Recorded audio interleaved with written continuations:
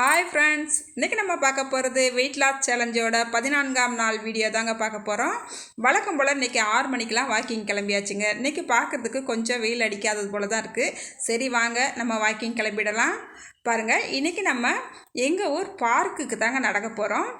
வாங்க எங்கள் ஊர் பார்க்கை லைட்டாக ஒரு தடவை சுற்றி பார்த்துடலாம். இந்த இடத்துல பார்த்திங்கன்னா சின்ன பாதை தான் இருக்குது. இது கொஞ்சம் நம்ம வீடியோ எடுத்துக்கிட்டு நம்மளும் நடக்கிறதுக்கு கொஞ்சம் சிரமமாக இருக்கும். அதனால் சரி இன்றைக்கி ஒரு நாளைக்கு மட்டும் உங்களுக்கு லைட்டாக சுற்றி காட்டலாம் அப்படின்னு சொல்லிட்டு இந்த இடத்துக்கு நம்ம நடக்க வந்திருக்கோம். இங்கே பார்த்திங்கன்னா ஏகப்பட்ட பேர் நடக்கிறாங்கங்க. அங்கங்கே நின்று எக்ஸசைஸும் செய்கிறாங்க. ரொம்ப விறுவிறுப்பாக காலையில் எல்லோரும் போய்கிட்டு இருக்காங்க. நம்ம ரொம்ப நேரம் நின்று அங்கங்கே வீடியோ எடுத்தோம்னா மற்றவங்களுக்கும் டிஸ்டர்பன்ஸாக இருக்கும் அப்படின்னு சொல்லிட்டு தான் சரி கொஞ்ச நேரம் மட்டும் சட்டுன்னு எடுத்துகிட்டு அப்படியே நான் கிளம்பிட்டேங்க. ரொம்பவே அழகாக இருக்கும். ஸ்கூல் லீவ் விட்ட சமயம்லாம் இங்கே பார்த்தீங்கன்னா இந்த இடத்துலலாம் கராத்தே கிளாஸ்லாம் சொல்லி கொடுத்துக்கிட்டு இருந்தாங்க. ரொம்ப பசங்கள்லாம் அப்போ நிறையா இருப்பாங்க. எப்படியும் ஒரு 50 பசங்கனாலும் அந்த இடத்துல கற்றுக்கிட்டு இருந்தாங்க. இந்த பக்கம் பார்த்திங்கன்னா எக்ஸசைஸ் செஞ்சுக்கிறதுக்கு நம்மளுக்கு கைக்கு காலுக்கு செய்கிறதுக்கெலாம் இந்த மாதிரி இருக்குது. இங்கிட்டு பார்த்திங்கன்னா நம்ம பாலிடெக்னிக்கில் நடந்தோம் இல்லையா 8, அதே போல் ஒரு 8 போட்டிருக்காங்க. ஆனால் இதில் யாருமே நடக்கலை. நல்லா கலர்ஃபுல்லாக இருக்குது. என்னோடய பொண்ணு மட்டும் ஒரு ரவுண்ட் நடந்தால் அதுக்கப்புறம் நம்ம போதும் லேட் ஆயிரும் அப்படின்னு சொல்லிட்டு அவளை கூப்பிட்டுட்டு நம்ம கிளம்பியாச்சுங்க.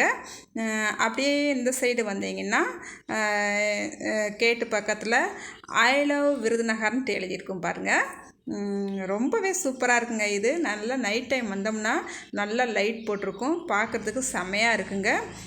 அப்புறம் பார்த்திங்கன்னா இந்த பார்க்குக்கு சண்டே அன்னைக்கு வந்தோம் பார்த்திங்கன்னா நிறைய குட்டீஸுக்கு வந்து விளாண்டுக்கிட்டு இருப்பாங்க. ஃபுல்லாக ஊஞ்சல் சர்க்குலாட்டு ஏகப்பட்டது இருக்கிறதுனால அதில் ஃபுல்லாக விளாண்டுக்கிட்டு இருப்பாங்க. கடைகள் பார்த்திங்கன்னா ஸ்நாக்ஸ் கடைகள் நிறையா இருக்கும். ஒரு நாளைக்கு முடிஞ்சால் நான் நைட் டயத்தில் வந்து உங்களுக்கு இந்த பார்க் எப்படி இருக்குன்ட்டு ஒரு நாளைக்கு எடுத்து வீடியோவாக போடுறேங்க. அப்படியே நம்ம நடந்துட்டு இப்போ நம்ம பார்க்கை விட்டு வெளியில் வந்தாச்சுங்க. இந்த சைடு வந்தீங்கன்னா பாருங்கள், பார்க்கை தாண்டி பக்கத்துலேயேவும் தியாகி சங்கரலிங்கனார் மணிமண்டபம் இருக்குங்க. இவர் பார்த்திங்கன்னா தமிழ்நாடுன்னு பேர் வரணும் தமிழ்நாட்டுக்கு அப்படின்னு சொல்லிட்டு 76 நாள், ஒரு நாள் 2 நாள் இல்லைங்க, 76 நாள் உண்ணாவிரதம் இருந்து உடல்நலம் குறைந்து அப்படியே இறந்து போயிட்டாருங்க. அதுக்கப்புறமா அவர் இறந்த பிறகு தான் ஒரு புரட்சியாக ஆகி அதுக்கப்புறமா நம்மளுக்கு தமிழ்நாடுன்னு பேர் வந்திருக்குது. அதுக்கு முன்னாடி இந்த தமிழ்நாடுக்கு என்ன பேர் இருந்துச்சுன்னு உங்களுக்கு தெரிஞ்சுன்னா கமெண்ட் பாக்ஸில் சொல்லுங்கள். அதுக்கப்புறம் நான் சொல்கிறேங்க. இந்த மணிமண்டபம் வந்து ஒரு 10 மணிக்கு மேலே தான் ஓப்பன் பண்ணுவாங்க. இன்னொரு நாளைக்கு இதுக்குள்ளே போயிட்டு நம்ம எப்படி இருக்குன்ட்டு இவரை பற்றிய தெளிவான விரிவான ஒரு வீடியோவாக நான் போடுறேங்க. இந்த மண்டபத்தை ஜெயலலிதா அம்மா தான் திறந்து வச்சுருக்காங்கங்க.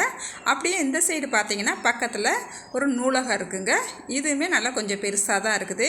இதுக்குள்ளே நான் வந்து ஒரு நாளாவது போய் புஸ்தகத்தை எடுத்து படிக்கணும்னு ஒரு முடிவு பண்ணியிருக்கேன். ஒரு நாளைக்கு ட்ரை பண்ணி பார்க்கலாங்க.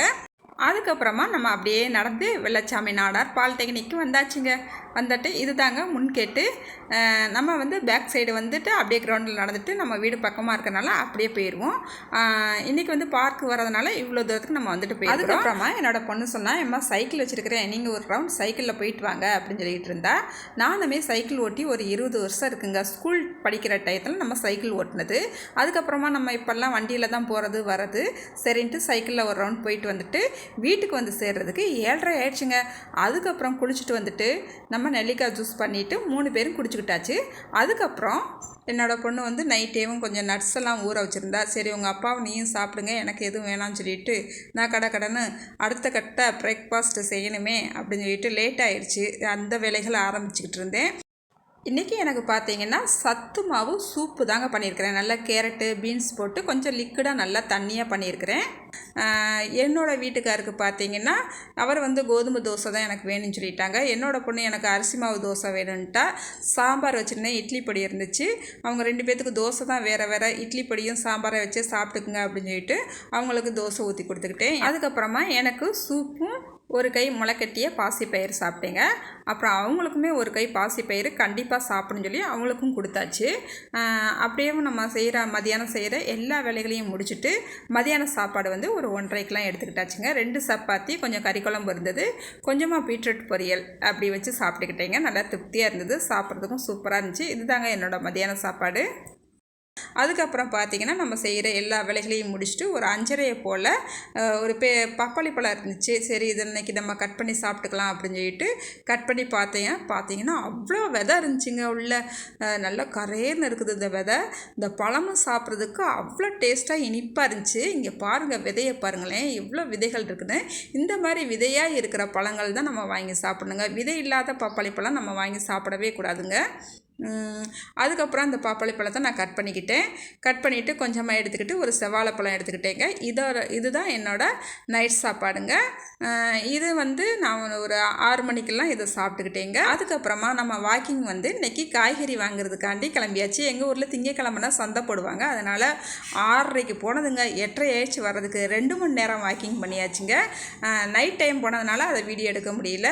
அதுக்கப்புறமா நம்ம 8:30க்கு வந்தோம். ஒரு குளிச்சுட்டு கசகசன்றது அதனால் ஒரு தடவை குளிச்சுட்டு வந்துட்டு நம்ம எப்பயும் போல் 9 மணிக்கெல்லாம் திரிபலா பொடி குடிக்க ஆரம்பித்தாச்சுங்க. அதுக்கப்புறம் 10:30 வரைக்கும் நம்மளுக்கு வேலை இருந்துச்சு. அதெல்லாம் பார்த்து முடிச்சுட்டு நம்ம தூங்க போயாச்சு. இது தாங்க இன்றைய நாள் வீடியோ. இந்த வீடியோலாம் உங்களுக்கு பிடிச்சிருக்குன்னு நம்புகிறேங்க. அடுத்த ஒரு வீடியோவில் பார்க்கலாங்க. பாய்.